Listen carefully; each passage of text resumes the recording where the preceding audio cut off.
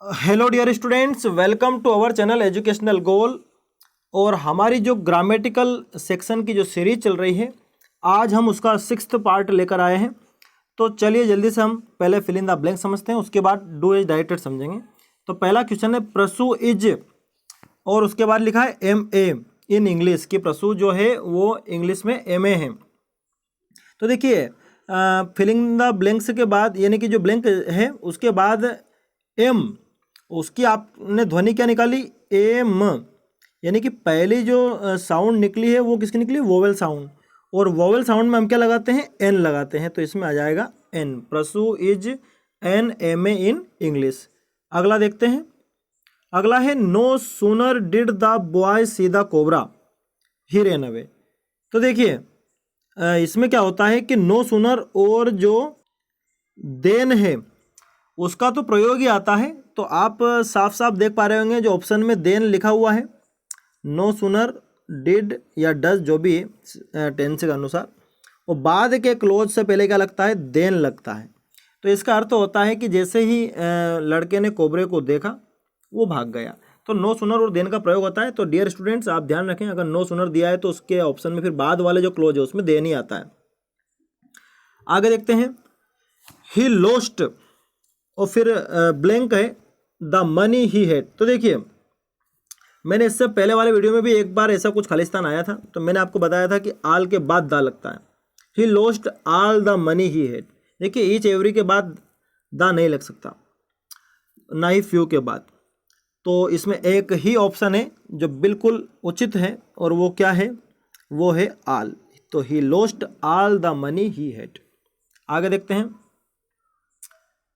I have, उसके बाद खालिस्तान है स्पेयर बुक। देखिए ये तो बहुत ही आसान है, आप देख पा रहे हैं ऑप्शन में आपको क्या क्या दिया है, आल दिया है, टू दिया है, मैनी दिया है। देखो तीनों के तीनों ये जो मैंने जिन पर सर्कल बनाया है ये प्लूरल है। आल मतलब सभी, टू मतलब दो, मैनी मतलब बहुत। और हमारे जो सेंटेंस मिला है इसमें सिर्फ क्या दिया है, बुक दिया है। तो ये तो आ नहीं सकते, क्या बच गया है, सिर्फ नो बच गया है, तो इसमें नो आ जाएगा। तो I have no spare book, यानी कि मेरे पास एक भी अतिरिक्त पुस्तक नहीं है। आगे देखते हैं, अगला बहुत अच्छा है, इससे आप एक मॉडल वर्ब का प्रयोग करना भी सीखेंगे। तो देखिए यू, इसमें आएगा देखो नीड। तो you need not feel sorry for this पेटी मिस्टेक, कि तुम्हें इस छोटी सी मिस्टेक के लिए सॉरी यानी कि दुख प्रकट करने की जरूरत नहीं है, या बुरा महसूस करने की जरूरत तुम्हें नहीं है। तो देखिए इसमें मैंने नीड क्यों लगाया, क्योंकि मॉडल वर्ब के तौर पर नीड का प्रयोग केवल नेगेटिव रूप में ही होता है। नीड एक मॉडल वर्ब भी है और नीड एक मेन वर्ब भी है। तो जब भी मॉडल वर्ब के तौर पर आई, इसके बाद नॉट रहेगा, तो आपको खालिस्तान इसी प्रकार आएगा, नॉट लिखा रहेगा, उससे पहले खालिस्तान रहेगा। तो आप देखते से समझ जाएंगे कि इसमें नीड आएगा। जैसे हम कहते हैं यू नीड नॉट वरी, तुम्हें चिंता करने की जरूरत नहीं है, और यहाँ पर क्या दिया है, you need not feel sorry, तुम्हें बुरा मानने की जरूरत नहीं है। तो देखिए मेन वर्ब के तौर पर भी मैं इसका प्रयोग आपको बता सकता हूँ, जैसे कि आई नीड ए बुक। तो इसमें जो है नीड मेन वर्ब के तौर पर आई है। और अगर आप कहेंगे you need not worry, you need not worry, तो इसमें आप देख रहे हैं कि वरी जो है वो तो मेन वर्ब है, और नीड नॉट फिर किसके रूप में आई है, ऑक्सिलरी के रूप में आई है, यानी कि मॉडल वर्ब के तौर पर आई है। तो नीड का प्रयोग मॉडल वर्ब के तौर पर केवल नेगेटिव सेंटेंस में ही होता है। आगे देखते हैं हमारे डू एज डायरेक्टेड। तो पहला है वी डिड इट, इसको नेगेटिव में बदलना है। तो देखिए पहले तो हमें देखना पड़ेगा कि वी डिड इट जो सेंटेंस है वो कौन से टेंस का है। तो ये है पास्ट इंडेफिनिट टेंस का, क्योंकि इसमें डू की सेकंड फॉर्म क्या आ गई है, डिड आ गई है, क्योंकि पास्ट इंडेफिनिट में वर्ब की सेकंड फॉर्म आती है। तो हमें इसका नेगेटिव बनाना है, तो हम क्या कहेंगे, वी डिड नॉट, ये हमने हेल्पिंग वर्ब ली है, और फिर इस डिड की जो प्रेजेंट वर्ब है वो क्या है, डू, यानी कि फर्स्ट फॉर्म। तो क्या बना, we did not do it.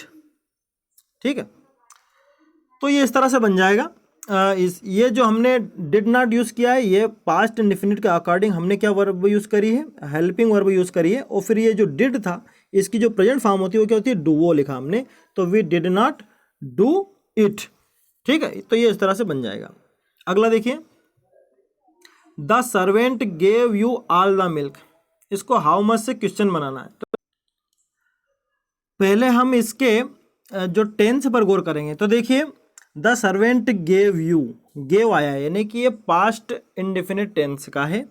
तो हमें हाउ मच से बनाना है। तो सबसे पहले हम लिखेंगे हाउ मच, हाउ मच, उसके बाद मिल्क, हाउ मच मिल्क, फिर ये पास्ट इंडेफिनिट टेंस का है तो हम हेल्पिंग वर्ब भी यूज करेंगे डिड। तो how much milk did the servant went give you. अब गिव यू बोलेंगे, गेव यू नहीं कहेंगे क्योंकि हम डिड लगा चुके हैं और लास्ट में हम साइन ऑफ इंट्रोगेशन लगा देंगे। तो क्या बना, how much milk did the servant give you, ये इस तरह से बन जाएगा। आगे देखते हैं। तो अगला है Rashmi cried for water, present continuous tense में बनाना है। तो देखिए रश्मि, सबसे पहले रश्मि, उसके बाद प्रेजेंट कंटिन्यूस टेंस की विशेषता होती है कि इज एम आर और उसके बाद वर्ब में आईएनजी। तो रश्मि इज, क्योंकि रश्मि सिंगुलर है, रश्मि इज जो हमारी वर्ब है उसको हम कर देंगे क्राइंग, आईएनजी लगा देंगे। तो Rashmi is crying for water, तो ये बन गया Rashmi is crying for water. आगे देखते हैं। अगला है we are collecting books, change the voice. देखिए अभी ये एक्टिव वॉइस में है, इसको हमें पैसिव वॉइस में बदलना है। तो हम जानते हैं कि सबसे पहले हमें टेंस देखना होता है। तो टेंस इसका है प्रेजेंट कंटिन्यूअस टेंस। फिर ऑब्जेक्ट हमारा क्या है, तो बुक्स है और प्लूरल में भी है। तो चलिए हम बनाते हैं। सबसे पहले हम लिखेंगे बुक्स, तो सबसे पहले हो जाएगा बुक्स, उसके बाद हम लगाएंगे इसके अनुसार हेल्पिंग वर्ब। तो बुक्स आर, फिर ये कंटिन्यूअस का है तो being, books are being collected by, और वी क्या हो जाएगा, वी हो जाएगा अस। तो क्या बन गया, books are being collected by us. एक बार और बोल देता हूं मैं, बुक्स, अब चूंकि वो प्लूरल में है तो आर, अब इसमें आईएनजी इसलिए बीइंग, तो बुक्स आर बीइंग, और कलेक्ट की थर्ड फॉर्म कलेक्टेड, और बाय लगाकर वी क्या हो जाएगा, लास्ट में ऑब्जेक्ट बनाएंगे तो हम अस हो जाएगा। आगे देखते हैं। The beggar won't go away, कि भिखारी नहीं जाएगा। You will give him some money, तुम उसको कुछ पैसे दोगे। तो इसका मतलब ये है कि जब तक कि तुम उसे कुछ पैसे नहीं दोगे वो नहीं जाएगा। तो देखिए अंटिल लगाना है, तो अंटिल कहाँ लगेगा, इसमें आप अंटिल लगा नहीं सकते पहले वाले में, क्योंकि इसमें ऑलरेडी नॉट है, क्योंकि अंटिल में एक नॉट होता है।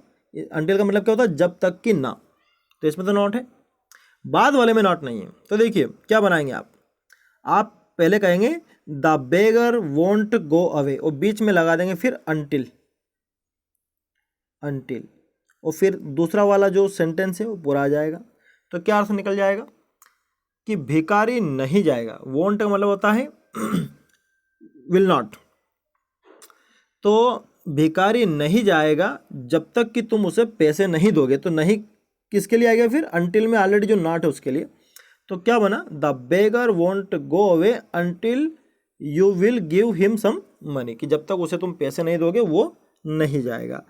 चाहो तो आप शुरुआत में इससे भी कर सकते हैं कि until you will give him some money the beggar won't go away, लेकिन ये बढ़िया रहेगा, the beggar won't go away until you will give him some money. अगला देखते हैं हम। लास्ट वाला क्या है, रीअरेंज करना है।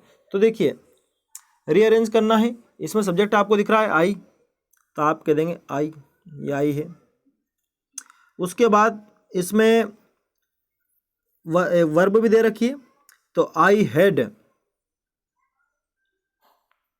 उसके बाद a lot of, I had a lot of. उसके बाद टाइम ड्यूरिंग एग्जाम। देखिए ये सब क्या प्रैक्टिस से आ जाते हैं, इनका रूल आप चाहे कितने भी याद कर लो, लेकिन अगर आपके पास प्रैक्टिस नहीं है तो बहुत दिक्कत आती है। तो अपन ने सीधा इसका क्या बनाया कि मेरे पास एग्जाम के दौरान बहुत समय था। तो ये सारे आंसर मैं आपको यहाँ पीछे दे रहा हूँ, आप देख पा रहे हैं। जैसे we did not do it, ये इसमें हमने वैसे अभी समझा था इसको। How much milk did the servant give you, ये भी बिल्कुल सही है। Rashmi is crying for water, ये भी हमने वैसे बनाया था। Books are being collected by us, ये भी आपने देख लिया है। The beggar won't go away until you will give him some money, तो अंटिल हमने बीच में लगा दिया, ठीक है। और उसके बाद लास्ट वाला कि I had a lot of time during exam, तो आई इसमें सब्जेक्ट हो गया, हैड वर्ब हो गई, ए लॉट ऑफ जो है वो एडवर्ब है, टाइम इसमें अदर वर्ड्स यानी कि टाइम ड्यूरिंग एग्जाम ये जो है अदर वर्ड्स हैं। तो इस तरह से ये सब प्रैक्टिस से आते हैं। तो मुझे लगता है कि आपको वीडियो पसंद आया होगा। अपने दोस्तों के साथ इस वीडियो को शेयर करें, और जिन्होंने भी अभी तक सब्सक्राइब नहीं किया है वो सब्सक्राइब जरूर कर लें, और इनके आप नोट्स बना सकते हैं। तो dear students, thanks for watching this video.